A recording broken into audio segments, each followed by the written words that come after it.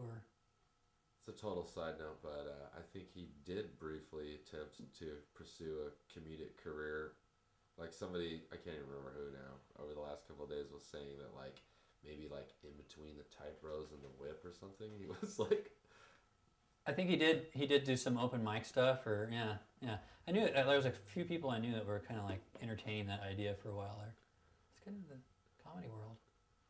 Actually, the drummer for Bunnyfoot Charm, who was friends, those guys. He actually does. I don't know if he still does, but he was doing comedy, like flying around in casinos and stuff. There you go. that's awesome. Jared was probably jealous. I'm sure. Probably not, but So let's see. So when did you kind of like have less contact? Like around what time period did you have kind of like less contact? Which is assuming you guys were busy doing things and you see each other less. They're probably doing more. I don't know. yeah, I'd have to look at like a timeline on a piece of paper or something to really visualize. Um, I when did they break up? 98. Okay, 98. Yeah, I definitely would see. I saw all of their early shows, if around here, and kept up with them and listened to their records and stuff. But yeah, I don't know. Towards the later days, I think I probably was just involved with my own life somehow. I don't really probably started going to less shows for that matter. So I don't really remember the last days. I know I saw them kind of. I might have seen their last show. I don't remember where it was, but yeah. What was your impression of the lyrical content? I never listened to any of their lyrics as far as I remember. The one song I heard something about you, some things about you. So yeah, a lot of bands I don't listen to their lyrics. I usually just listen to especially live. You can't hear what people are saying and put an emphasis on the experience and stuff. I think it was an experience of loudness and the sound, the big amps, the bass, heavy drums. That was important. And what about it like as time went on, and I mean, what do you think basically about like the ending, of the whole thing, of like, them going to Japan and like, I guess just even in just a really general sense. I mean, because I would assume that like you've probably seen this kind of thing a lot of bands, being together. They're young, probably. They have this like magical thing, and then life happens, and then everybody kind of gets like shoved in the jar and like shaken up, and the bands invariably end. Like, I mean, do you have an opinion about that kind of thing, seeing that kind of thing happen? No, I don't, and I don't even remember, why they broke up. But I mean, I just assumed it was they weren't getting along as well or something like that. And so, to me, it's like, well, they've been a band for a while, and they for however many years they went for 7 or 8 years, I guess. It's a pretty long time for a band, and they were, I think, quite successful. They had a lot of records out. They toured. People, you know, people really responded to them. And I mean, most people can't even say that. So I think they did well. And and Jared's, I mean, look what he's doing. He's like been busy the whole time, so it's great. But as far as the breakup thing, I don't really have any feelings this or that about it. I think it's just sort of just happens, and sometimes better sooner than later. And a lot of times people really drag bands out, and you're just like, oh God, they're still playing. It's only a few bands can really. I mean, maybe the Melvins is one band that is successfully aged. You know, they might as well be 1995 for them. It's like they're still doing stuff and still interesting, but Carp could have done that, maybe not. I mean, in terms of sound, they weren't quite as diverse as, say, something like the Melvins, so I don't know. But maybe they would have gone off in different directions. I have no idea. I think that, though, they, just in a sense of purity of sound, I think they were really successful. They really did a great job at creating a sound, and I don't know, you don't really do much more than that. I mean, most people only write one song and repeat it over and over again, and if it's a good song, it's great because people want to hear it over and over again. I think Carp did that, you know. I can't even name one of their songs, but I know a lot of them. If I heard them, I'm like, yeah, I know all the songs. But you know, they wrote one great song, and they did it, and that's great. Most bands can't do that. So you feel like it's kind of appropriate for bands to break up? I mean, that's like the natural course. Yeah, I think so. Yeah. And then there's the rare occasion where they keep evolving and going and going. I mean, it's like a terrible marriage or something. You're like, why are these people still together? They don't get along. There's no magic. You know, they're just doing it for financial reasons, or they're in some kind of abusive relationship or something, which is not, the analogy doesn't usually extend that to bands. You know, bands aren't usually in abusive relationships with each other, but a lot of times, you know, that seems to be the only reason certain bands stay together. It's just like, well, they're making money, and so what else are they going to do? And you don't blame somebody for doing it just for the money necessarily, because it is hard to make a living. But yeah, I think maybe for them that was great. I mean, because from, you know, in retrospect, like, art always becomes a little, or music or whatever you want to call it, becomes, you know, it changes, and it sort of, I don't know, what's the word, like, sort of ages, or it becomes like an antique, you know. It always kind of looks better, and you can kind of see it in its a better form, in a way, sort of see it how it really is, it's kind of out of its context. And I mean, not how it really is, but it's just a different way of seeing something. And so if I look back and think about Carp, I know there's this idea in my head. It's like, I can't, you know, exactly put it in words, but it's a sound, and it's those people and everything, and it's kind of this perfect circle in a way, because it didn't drag on, or, you know, just as a musical entity, it's this, and it's a good thing, you know. So it's probably good that they broke up. I don't know. I don't want to say that really, but it is what it is. Bands break up, and things, you know, everything has a lifespan. So. What do you think about, so band breaks up, Jared goes and plays in the Tight Rose, which is clearly like a much different kind of thing, and then after that goes and plays again with Scott, which seems like kind of picking up like a kind of you know, the style of music that they were working on together when they were younger, only this time, you know, without Chris, because they've decided that they can't do that for whatever reasons. And so what did you think about that, or did you have any thoughts about that, about him kind of coming back to that style, I guess? After the Tight Bros? Mm-hmm. I thought it was a good thing. I loved Tight Bros and his role in that. He kind of played up a different aspect of his talent, which is, he's a great frontman, and he did that thing. But I was happy to see him play bass again. I thought, you know, I think that Jared, that sort of shows a deeper side of his thing, you know, and he has this kind of developed style of bass, and it's good to see that, continue that, and obviously to see Scott playing as well, because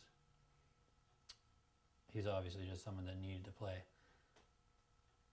So yeah, it was refreshing that they got back together, and it was different enough to become its own thing, and it was still evolving too. So I'm sure they would have actually changed, you know, and it's just how, you know, bands bands have magic when they're first together and they have this energy and stuff, but unless the band sucks, if they stay together, it's always a good thing because they usually get quite a bit better,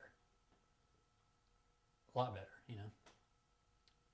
So I just remember kind of thinking when they got back together in the whip, it was kind of like, because peripherally, as a fan of the band, you're like aware of like things, you hear rumors and you hear of like things that go on, that, like things that were like upsetting to them as friends, or whatever, which, like you say, like bands can stay together for money. It usually doesn't make for very good records, unless the rare case where these guys hating each other causes them to make great records together. I mean, that does happen right. sometimes, but usually it's not the case. Usually, and I think maybe that's sometimes why people talk about their business, because one, it's like juicy, and another thing is that if the band likes each other, then they're gonna continue to like make good music. But I just remember thinking, when he took this, side road and then kind of went back, that it was like, it was really cool because it just seemed like he was like kind of healing, you know what I mean? Like kind of just bringing in like his brothers basically, like back into himself.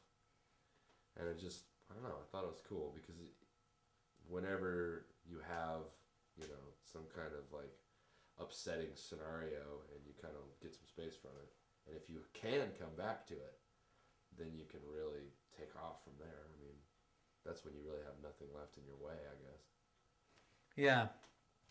Yeah, I think like the guys in Carp all played different roles, like anybody in a band. And, sort of like, I think Jared was really, to me, and I don't know this, other people would have a different opinion, but to me, he was sort of the mastermind of the band and to me, the principal songwriter. And Chris, to me, was more like a wild card. He brought this element of like chance to the band that makes it more interesting. And like Scott was just brought this pure energy to it, and a kind of a solid energy that keeps everything together, And I mean, that's all kind of vague, but I think that in terms of Jared getting and going back to bass, I think he was kind of taking back this role that sort of,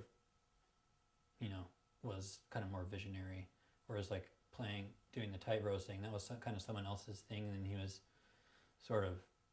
just such a great front man, So, and I'm sure, that makes a lot of sense that he did that after Carp, because it was such a departure and less responsibility, You're like, well, I don't need to play anything, I can just get crazy. And I think seeing some Carp shows, he would really hold things down sometimes, just the way he played. So, what did you think about Scott's drumming style? Just kind of just as a drummer.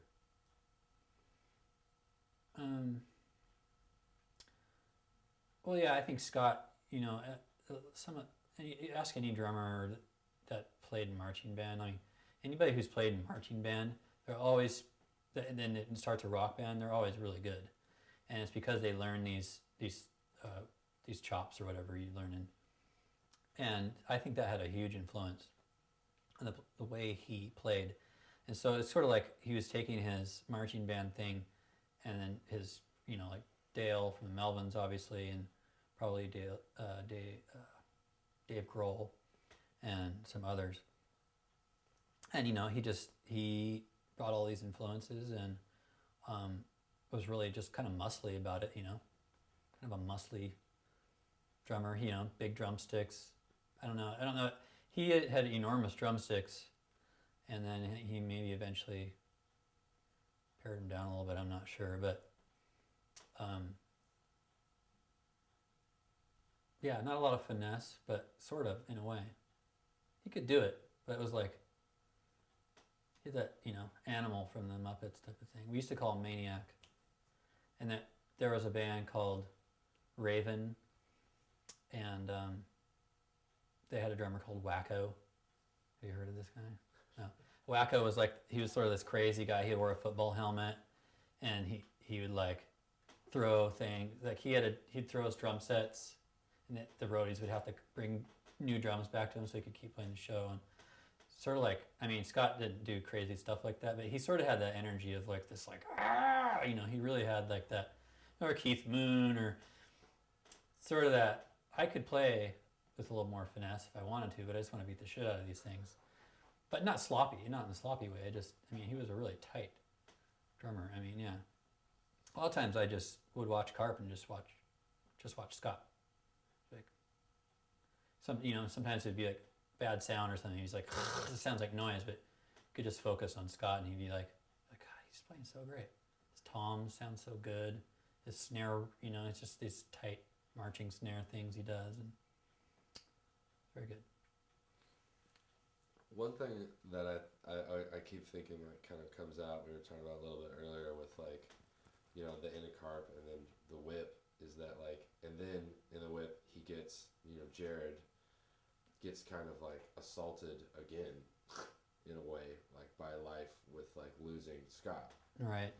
I mean, just the fact that like, we're not really talking about music as much as we're talking about friends, is that like, so it's kind of like just hit again and then still going on and just not letting them that defeat him or hold him back in any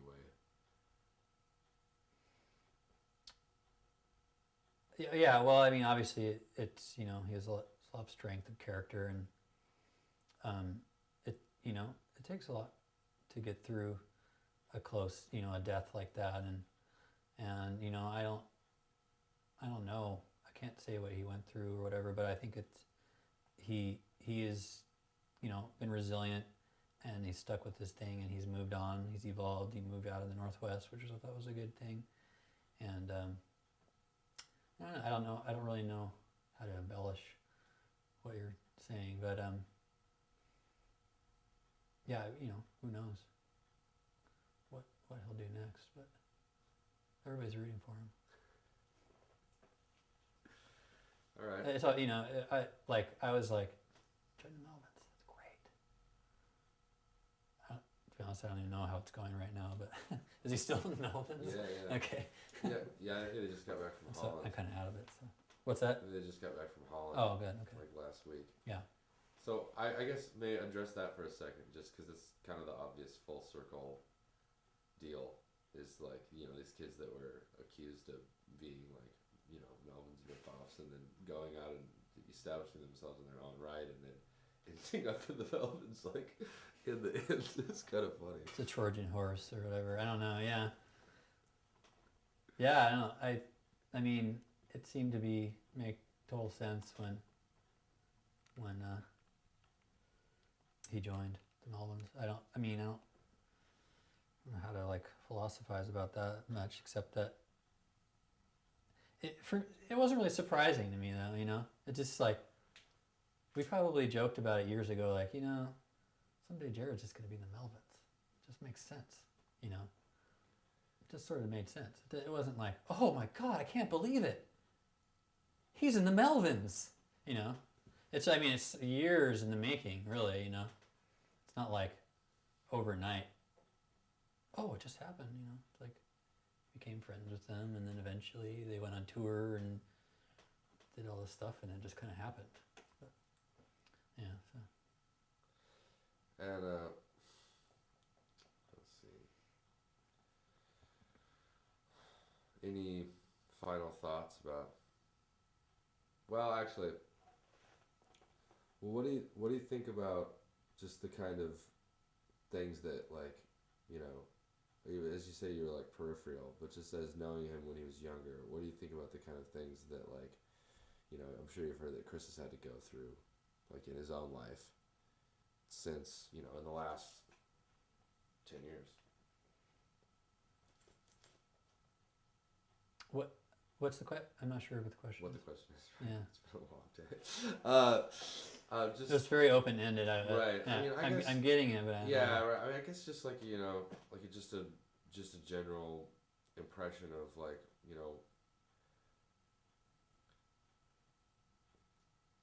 like it happens so much, You know what I mean? Of like, and this is something the way I'm interested in making I mean, something like this. how personal are you guys getting with this? I mean, are you guys going into really like Very. serious details in their lives? And Yeah, I mean, because it's like a.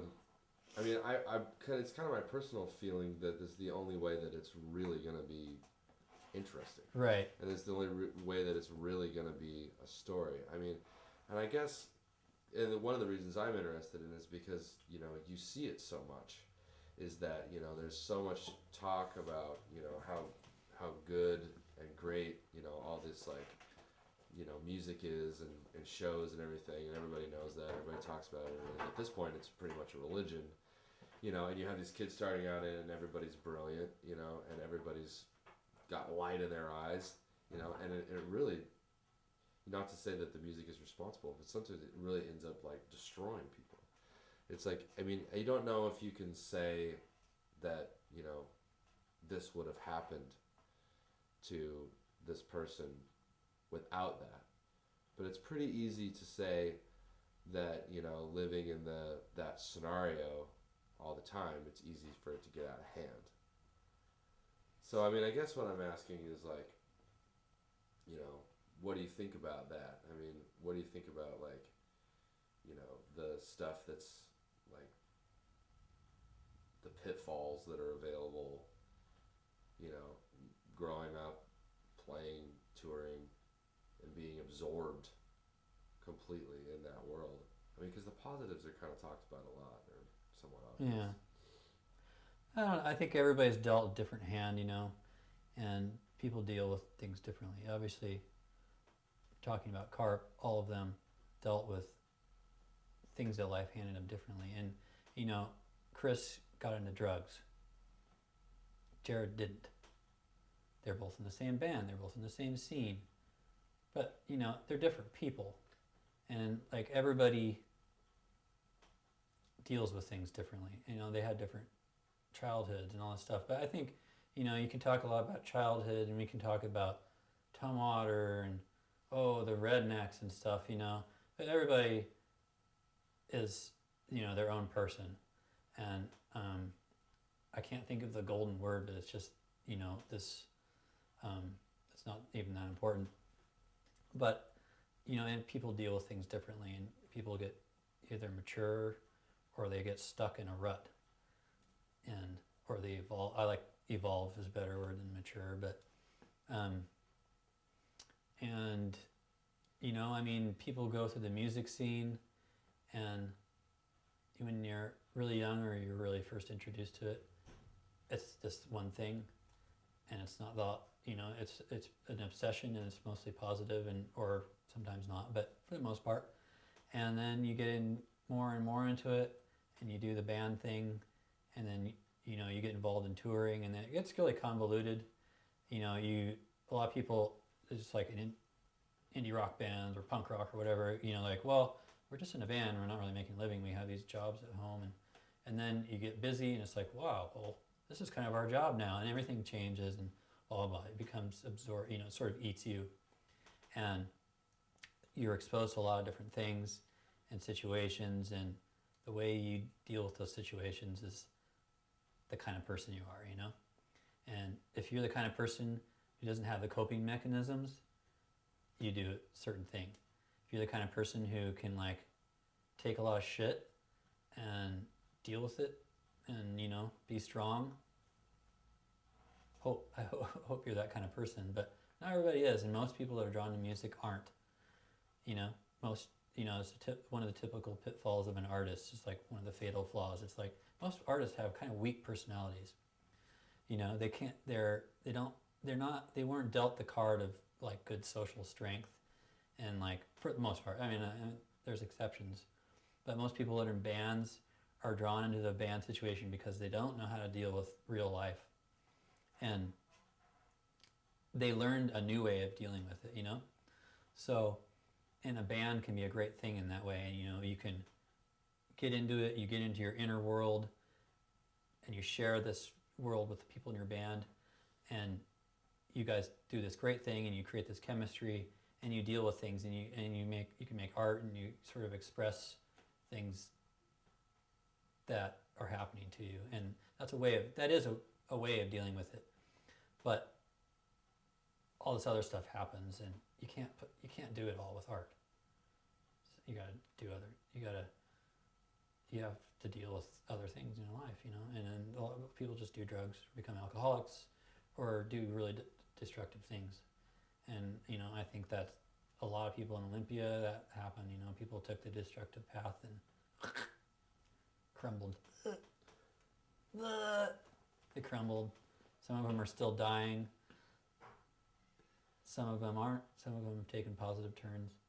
And I know a number of people that are dead, and most of the people are alive. Some people died by accident. Some people didn't. But everybody has delved into self-destructive behavior, and most people just kind of play with it and go, is this me? Is it, the darkness, is this me? Or is it just something I'm experimenting with? And, most people can kind of go, this isn't me. Or this is part of me, but it's not the part I'm not going to let it overtake me, So I guess you kind of touched on it there, but so what would you say the responsibilities are for maintaining, we could say maintaining your art, or what you love, as you grow older and as life changes, bands break up, but also just in maintaining your just keeping your soul and your heart as these things happen and as time goes on. I have to start DJing. Oh. Yeah. So I can't come back and get you if I'm DJing. Oh, yeah. So Okay. I'm sorry. No, that's okay. fine. It's just like Angie's like, you guys gonna start playing? I thought you were, I got confused, I guess. Yeah, it's because I have to lock you in and out and stuff. Cool. Yeah. Unless you want to be in charge. Well, no, I mean, that doesn't seem like...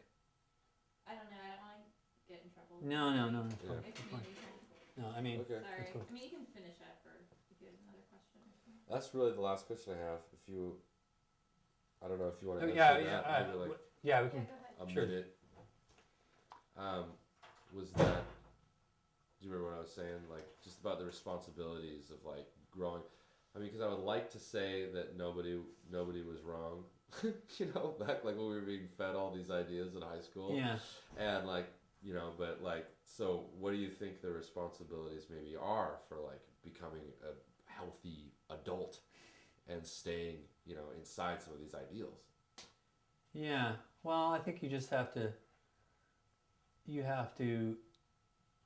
whatever you're going to do, if you're going to stick with doing art, or, like me, I've sort of moved into a hobby phase where I don't do music and art as a main part of my life. It's just sort of more peripheral. And I've chosen to go back to school and do things that I didn't concentrate on when I was fully immersed in bands and stuff. And so I think for me, that was a way of sort of positively dealing with becoming an adult, and also you see examples of other people. You can go well, you could take that route, or you could take this route. It's been done before, over and over again. And so I think the responsibility, in terms of if you're putting out art or whatever, it's not your responsibility to how other people react to it.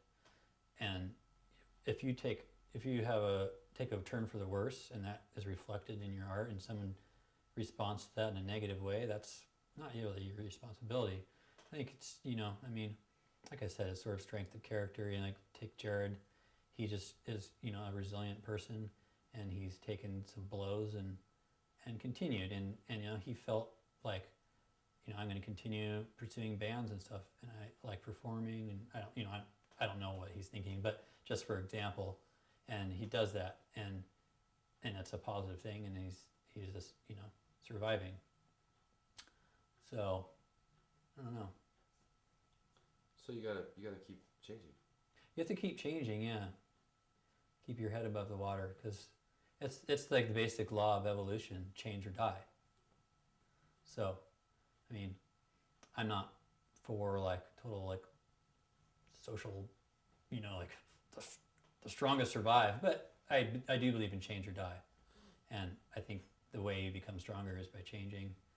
And you know, if you have values that you learned that were really influential, you can get stuff out of that, and you just have to change them to adapt to your lifestyle. So, I mean, you know, there's lessons that you learn when you're a little kid all the way through a whole life that you use, and you have to pick out the good ones and have your file folder, you know. So, yeah. Absolutely. I think that's